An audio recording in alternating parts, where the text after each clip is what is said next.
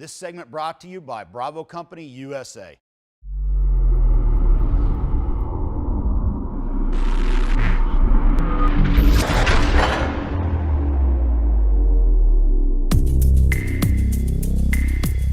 Hey gang, Larry Vickers here. Welcome to the Vickers Tactical YouTube channel. I'm out at Take Aim Range in Pageland, South Carolina, and I'm going to take you through a weapon I've been waiting for a long time.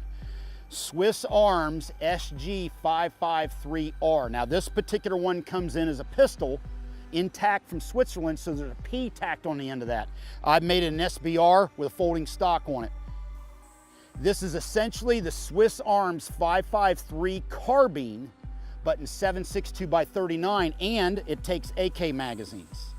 Now, Swiss Arms introduced this weapon a number of years ago, and it took them a while to get it sorted out because they had to be able to make sure that it took a wide variety of AK magazines and a wide variety of 7.62x39 ammo.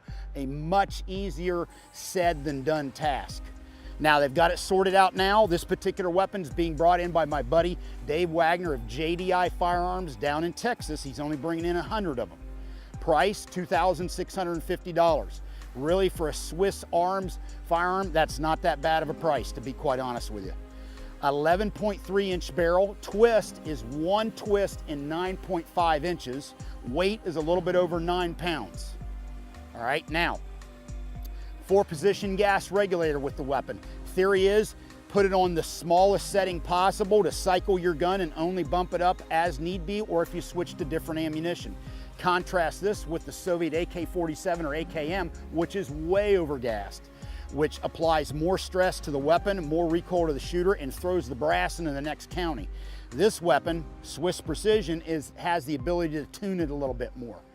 It has what Dave calls a two-piece barrel, meaning it has a screw-on flash suppressor. The Swiss Arms 550 series weapons normally have a flash suppressor that's machined because it's forged right into the barrel. They offer versions that are threaded so you can swap it out and put different flash suppressors on or different suppressor adapters. All right, now one thing about the weapon, Picatinny rail on top, it does not have a manual bolt hold open device on this side like a standard Swiss Arms 550 series weapon. So you don't have a way to manually lock the bolt to the rear.